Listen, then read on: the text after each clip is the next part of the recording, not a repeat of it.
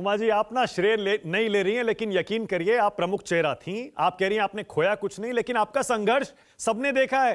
कैसे आपको जेल में डाल दिया गया, फिर बाल मुंडाकर आप जेल से भागी थी।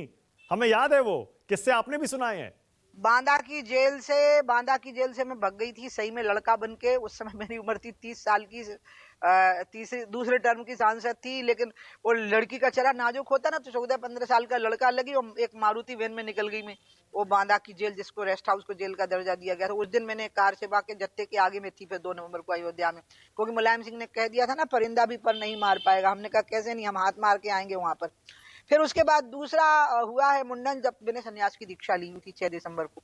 और उसके बाद हम लोगों को जो 1 महीने जेल में रही मैं, अडवाणी जी, विष्णुहरि डालमिया जी, अशोक जी सिंघल जी, मुरली मनोहर जोशी जी और विनय कटियार जी, वो इन इतने महापुरुषों के साथ पूरे 1 महीने जो माता टीला की जेल में रही मैं, वो तो अद्भुत अनुभव था। मैं इन महापुरुषों के सानिध्य में मैंने जो सीखा है, मैं अडवाणी जी के साथ में रहकर के उनकी छत्र छाया में जो मैंने उनको व्यक्तिगत तौर पर पूरे लगभग आप समझ लीजिए 12 घंटे में से 5-6 घंटे ऐसे होते होंगे जब हम साथ नहीं बैठे होंगे, नहीं तो हम साथ ही थे। मैंने देखा है ये दुर्लभ लोग हैं साहब, इनको बना करके भगवान ने वो सांचा ही तोड़ दिया, दूसरा वैसा है ही नहीं। अब वो यूनिक पर्सनालिटी है सबके सब, अशोक जी, अडवाणी जी, ये सब यूनिक लोग हैं। और उमा जी, आप तो सुरक्षा बलों के सामने खड़ी हो गई थी ना, आपने कहा था चलाओ गोली अगर दम है तो। नहीं, दम है शब्द में तो नहीं बोलती थी। मैंने ये कहा था कि गोलियां कम पड़ जाएंगी लेकिन सीने कम नहीं पड़ेंगे, और हड्डियों की ईंट बनेगी और खून का गारा बनेगा, लेकिन मंदिर का निर्माण तो हो जाएगा, ये कहा था। हाँ, दम है शब्द टाइप का मैं बोलती नहीं हूँ। सामने अच्छा। वाले को दम को क्या चुनौती देना, पता ही नहीं होता उसमें दम कितनी है और कितनी नहीं है। तो इसलिए अपनी दम पे भरोसा रखो बस, ये दूसरे की दम पे सोचो ही मत, उसको कैलकुलेट ही मत करो। मुझे अपनी दम थी, अपना भरोसा था कि मैं तो जीवित रहते हुए भी इस स्थान को देख नहीं सकती अपनी आंखों के सामने। मुझे मेरे आत्मसम्मान को ठेस लगती थी, एक भारतीय होने के नाते, एक हिंदू होने के नाते और एक हिंदुस्तानी होने के नाते। क्योंकि बाबर एक मुसलमान हमलावर था, लेकिन वो भारत के मुसलमानों का मसीहा नहीं था, वो कोई उनका पीर पैगंबर नहीं था, वो एक इन्वेडर था। उसको हिंदुस्तान से नफरत थी। आप बाबरनामा कभी पढ़िए, उसको हिंदुस्तान के फल, हिंदुस्तान के लोग, हिंदुस्तान की मिठाइयाँ, सबसे नफरत थी। वो पूरे टाइम रोता रहता था, वो अफगानिस्तान के खरबूजों को याद करके रोता था। इसलिए जब एक कांग्रेसी नेता बाबर की याद में रोते हैं तो मेरे मन में आता है कि तुम सब काबुल चले जाओ, उसी की कब्र के आसपास बैठे रहो, तुम लोग भारत में, तुम्हें रहने का अधिकार ही नहीं है। वो हिंदुस्तान से नफरत करता था बाबर, और हिंदुओं से नफरत तो करते था, हिंदुस्तान से भी करता था। अब उसका एक ढांचा वहां पर बना, और उस ढांचे को गिराना हमारे आत्मसम्मान के लिए बहुत जरूरी था। इसलिए जिनने भी किया है, मैं तो उनको ही पूरा श्रेय दे दूंगी जिनने वो ढांचा गिरा दिया। तभी ना पुरातत्व विभाग वहां खुदाई कर पाया और सबूत मिले। हाँ, और उमा जी, उस दिन जब आप वहां पर थी, जब ये गोली चलने वाला, आपने कहा कि गोलियां कम पड़ जाएंगी। आप कह रही हैं कि आपने कुछ खोया नहीं है, आप इतने खतरों से जूझकर इस पूरे संघर्ष से निकली, आप पर केस चला इतने साल, दशकों तक। आप कह रही हैं आपने कुछ नहीं खोया, आपने कोई दर्द नहीं सहे उमा जी इसके लिए? नहीं, क्योंकि अच्छा बताओ, जो पैदा हुआ उसका मरना तय है।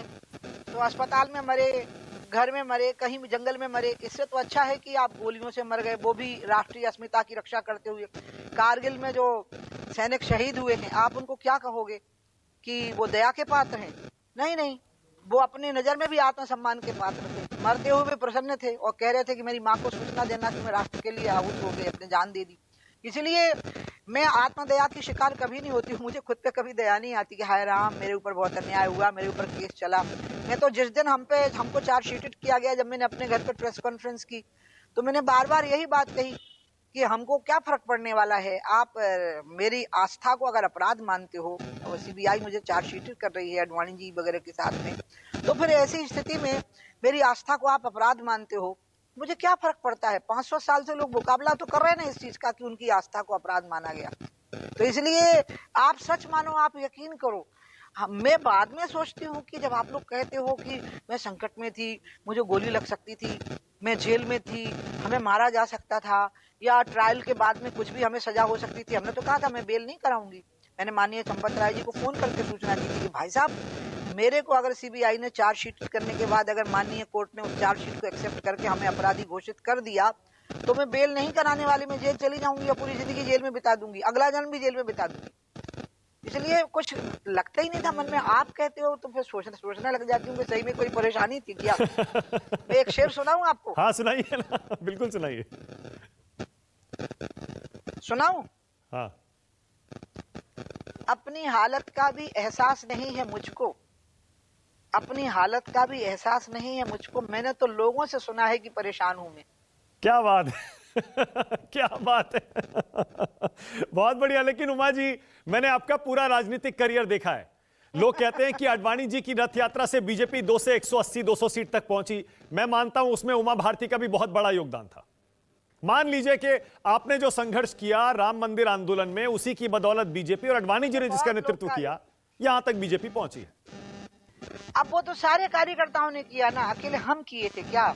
उसमें दादा कितनी मेहनत करते थे, आडवाणी जी खुद, अटल जी कितनी मेहनत करते थे, तो हम भी मेहनत करते थे। यहाँ मध्य प्रदेश में सही में जो मुझे कड़ी मेहनत पड़ी ना, जो मेहनत अखर गई और जो मुझे बीमार कर गई अंत में, वो थी मध्य प्रदेश में सरकार बनाना।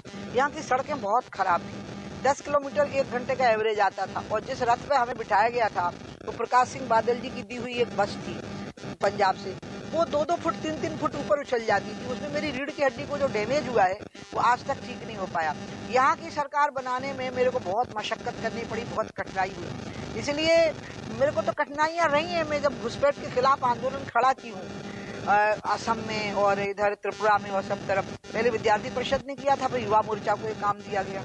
उस समय पर भी इतना ज्यादा वहाँ मतलब बॉर्डर पे पहुंचना और घुसपैठिए कभी भी मार डालें घेर के, तो संकट तो रहे होंगे, मतलब थे ना, मतलब आई डिड दैट, मैंने वैसा किया है।